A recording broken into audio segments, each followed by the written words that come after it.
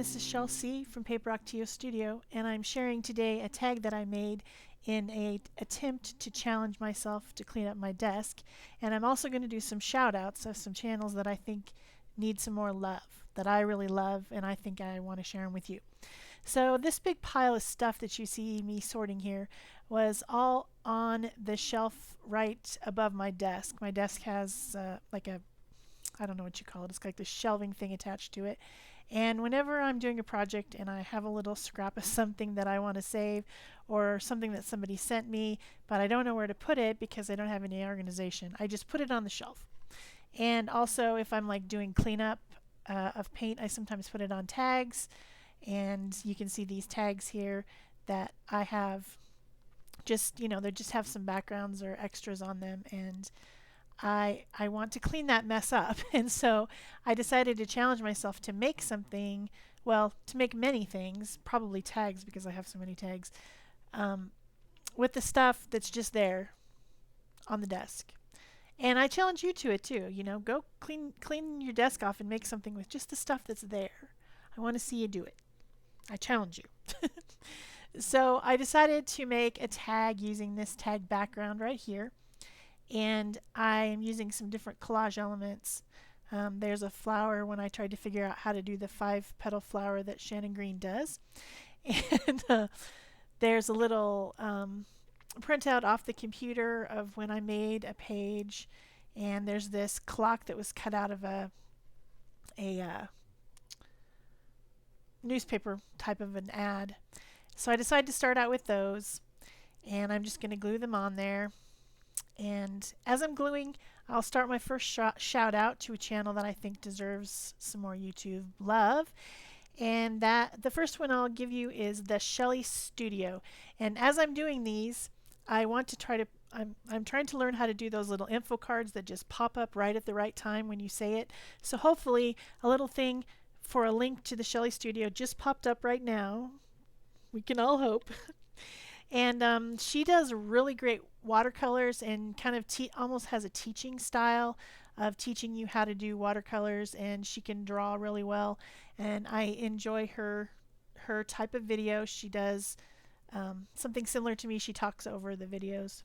So I'd like you to give her some YouTube love.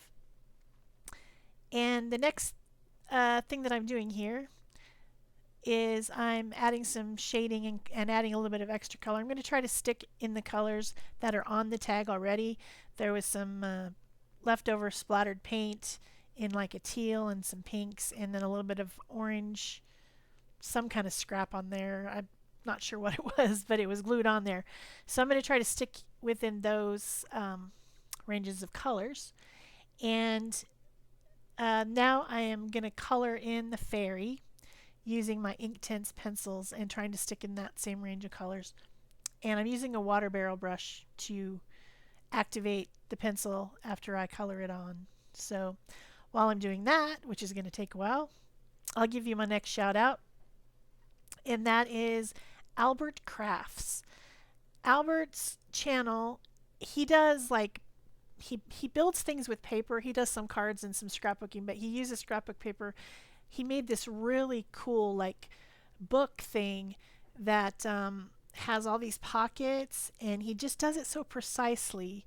The one thing I will tell you is that his channel is in Spanish, and so you won't hear him talking and everything's in Spanish, but you can tell what he's doing. It's obvious. I mean, we're all crafters. We all know, how to cut paper and how to score paper. And so I will link that specific video that I really, really enjoyed in the description below where it says see more down there. And then, of course, I'm going to try to do the link to his channel in an iCard too as well. He's also really nice. If you leave comments on his videos, he'll come over and leave comments on your videos. And so that's my next shout out. So I'm still coloring here, it looks like, with my Inktense pencils. So I guess I'll do another shout out. And that is to Yvonne Flynn. Her channel has a lot of watercoloring, and she makes the most cute characters, like fantasy characters, like a girl that has rainbow hair with a a unicorn horn, things like that, and like maybe some cute steampunk things. So go over and check her out. I'm going to try to put the iCard there so that you can click on her channel as well. She needs some subscribers over there. She's a nice girl and she leaves nice comments. And so I really want everyone to go check her out. So it looks like I'm done coloring here. No, I'm still not quite done coloring. It takes a while to color a little tiny thing like that with your Inktense pencils or other water-soluble media. So that's probably why it took so long. And now apparently I'm done with that, and I'm trying to think of what I'm going to do next. Still looking for some more collage stuff that's off the desk there. That stuff was all on the desk. And so I decided to use these feathers, and still looking for something, maybe a smaller feather, maybe a bigger feather. I don't know. I fussed around with those feathers a lot. They're from a project I did where I made a 3D turkey, and it was when I was on the design team for the Craft Shack, and I was using some of the stamps and dies from the Craft Shack store. And I was making this turkey, so I put all my little thin paper jelly prints onto cardstock. So I'm trying to peel them off because now I don't want them on cardstock anymore. I want to collage with them, but they won't peel off. And so I end up just collaging with it with the cardstock. But I also cut out a couple pieces there to make a little center of my flower, of course, and gluing everything on. I guess I probably didn't mention at the beginning that I'm gluing it on with matte medium from Liquitex. It's the gel format. There's a liquid and there's a gel, or it's kind of more like a paste. It's almost the consistency of the paste you had when you were in kindergarten. And I'm really enjoying it. That's probably what I'll be sticking with after I clear out everything else that I have. So then I'm still looking for something up at the top. And I think, well, maybe some more of those feathers. Nah, I'm not sure. Trying to peel them off the backs. They won't come off. And then I see these stamps. This is from a package that somebody sent me. I always like to save the stamps that are pictures. Most of the stamps that I see now are those forever stamps that have the flag on them, so those are pretty boring. But if I get something that's interesting, or if I get a package from someone that's from overseas, I like to save the stamps. So I just throw them in that pile that I've been trying to clean up, is what we were talking about.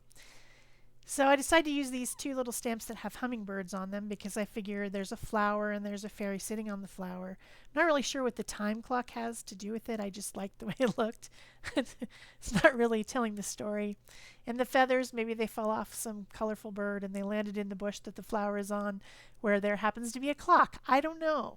This is whimsical and fantasy, so who knows.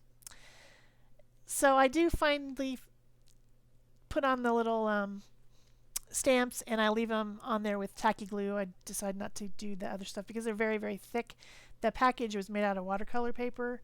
It's like she just like made this beautiful watercolor paper and then folded into thirds to make an envelope, and it was heavy. So I just glued it on with tacky glue. And then now I'm just putting on these little stems that I got from another person. I don't have any flowers that go on them, just stems. So I'm kind of liking the way this is coming together, and I've got a few other projects that I've started but not finished on my desk, and I really am going to try to clean off my desk by making projects with all the stuff that's on it, and I hope it works out. I hope you guys try it too. If you do, please make a video or a picture for me so that I'll see what you made. So I'm just about to get to the detailing part, I think.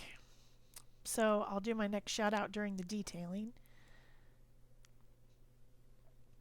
Oh, I have this little piece of copper wire that was on my desk, and I just curled it, and I'm planning on gluing it in the center of the flower. It's copper color wire, so I thought that would be cool.